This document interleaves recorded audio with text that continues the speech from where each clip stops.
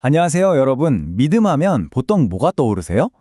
오늘은 바로 그 믿음에 크기가 있다는 아주 흥미롭고 강력한 생각에 대해 이야기해 볼까 합니다. 믿음의 크기가 있다고요? 이게 대체 무슨 말일까요? 사실 좀 낯설게 들릴 수도 있죠. 근데 오늘 우리가 파헤쳐 볼 내용의 핵심이 바로 이겁니다. 눈에 보이지도 않는 이 믿음이라는 게 정말로 크고 작음이 있을 수 있는 걸까요?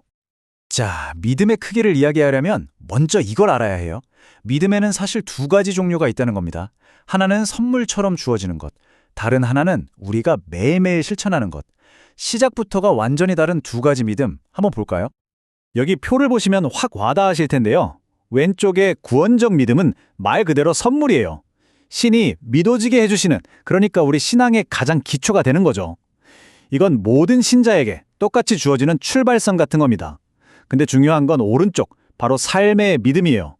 이건 우리가 매일 어떻게 살고 뭘 선택하느냐에 따라 드러나는 믿음이거든요. 그래서 시간이 지나면서 커질 수도 반대로 작아질 수도 있는 바로 우리가 갖고 나가야 할 믿음인 거죠. 좋아요. 그럼 이 삶의 믿음을 왜 굳이 키워야 할까요? 그게 뭐 그렇게 중요할까요? 오늘 이 설교에서는 그 이유가 우리 삶의 목적, 바로 능력의 흐름과 아주 직접적으로 연결되어 있다고 말합니다. 자, 이 흐름을 한번 따라가 보세요. 아주 간단합니다. 첫째, 우리 인간은 누구나 평안과 행복을 찾죠. 그쵸? 둘째, 진짜 평안은 어디서 올까요? 바로 하늘로부터 신적인 근원에서 온다고 합니다. 그럼 셋째, 그 근원과 우리를 연결해 주는 건 뭘까요? 바로 믿음입니다. 믿음이 그 연결 통로, 파이프 같은 역할을 하는 거죠. 자, 그럼 마지막 단계는 뭘까요? 당연히 그 파이프의 크기가 중요해지는 겁니다. 이 비유가 정말 기가 막힙니다. 믿음은 우리를 하늘의 능력과 연결하는 파이프다. 생각해보세요. 수원지에 아무리 물이 넘쳐나도 우리 집으로 들어오는 수도관이 녹슬거나 꽉 막혀 있으면 어때요? 물이 졸졸 나오거나 아예 안 나오겠죠? 똑같다는 겁니다. 우리 믿음이라는 파이프가 작으면 저 위에서 오는 그 엄청난 능력과 축복을 제대로 받을 수가 없다는 거죠. 그러니까 큰 믿음이라는 게 단순히 나 많이 믿어 하는 그런 감정적인 게 아니라는 거예요. 이걸 보세요. 신적인 능력, 축복, 심지어는 어려움까지도 받아들이고 책임감 있게 다룰 수 있는 역량, 즉 우리 그릇의 크기 자체를 말하는 겁니다. 설교에서는 이런 비유도 들어요. 이제 막 거름맞댄 아기 손에 진짜 칼을 쥐어줄 순 없잖아요. 위험하니까요. 그것처럼 신도 우리가 감당할 수 있을 만큼만, 우리 믿음의 크기만큼만 능력을 주신다는 거죠. 자, 그럼 이제 이론은 충분히 들었으니 실제 이야기를 한번 볼까요? 큰 믿음이 대체 어떤 건지 성경에 나오는 바디메오라는 인물의 이야기를 통해 생생하게 한번 느껴보시죠. 이야기의 배경부터 한번 볼게요. 바디메오, 그는 눈먼 거지였습니다.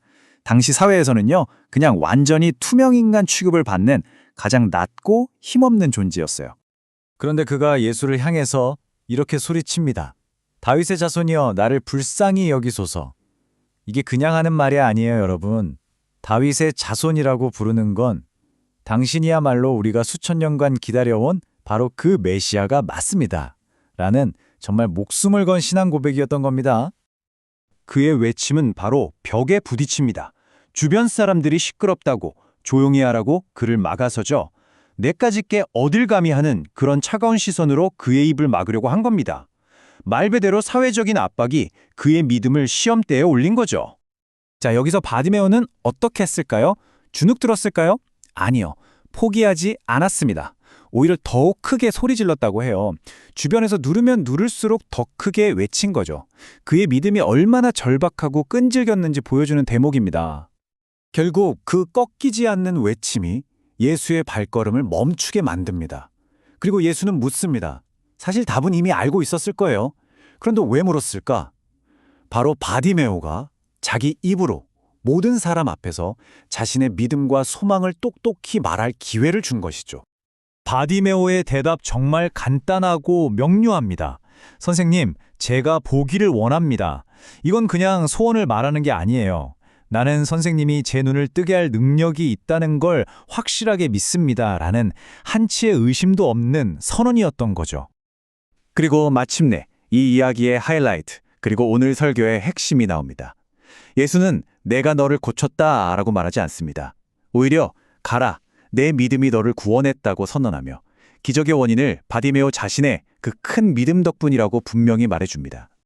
자, 정말 대단한 이야기죠? 그럼 이 바데메오의 이야기에서 우리가 뭘 배울 수 있을까요?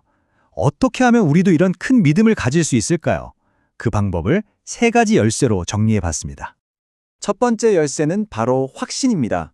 바디메오가 막연하게 도와주세요 한 게 아니라 다윗의 자손이라고 외쳤던 것처럼요. 의심 대신에 분명한 믿음을 선택하는 거죠. 두 번째는 인내입니다. 사람들이 막아서고 꾸짖었을 때 포기했나요? 아니죠. 더욱 크게 소리 질렀습니다. 바로 그겁니다. 시련 속에서도 견뎌내는 힘. 그리고 마지막 3번째는 기도입니다. 그는 끈질기게 외쳤고 보기를 원합니다 라고 아주 구체적으로 구했죠. 이렇게 포기하지 않고 명확하게 구하는 것. 이게 바로 큰 믿음의 실천이라는 겁니다. 결국 이 설교가 말하고 싶은 핵심은 이거예요. 믿음이라는 건 그냥 종교적인 신념 그 이상이라는 겁니다. 우리 인생의 모든 싸움에서 이기기 위해 필요한 가장 중요한, 그야말로 제1의 자산이라는 거죠. 오늘 우리는 큰 믿음이 우리 삶에 하늘의 능력과 평안을 끌어오는 통로를 넓히는 일이라는 걸 알게 됐습니다. 자, 그렇다면 이제 마지막 질문은 여러분 자신에게 던져봐야 할 것 같아요. 만약 믿음이 여러분 인생에서 가장 중요한 자산이 맞다면 오늘부터 그 자산을 키우기 위해 무엇을 어떻게 시작하시겠습니까?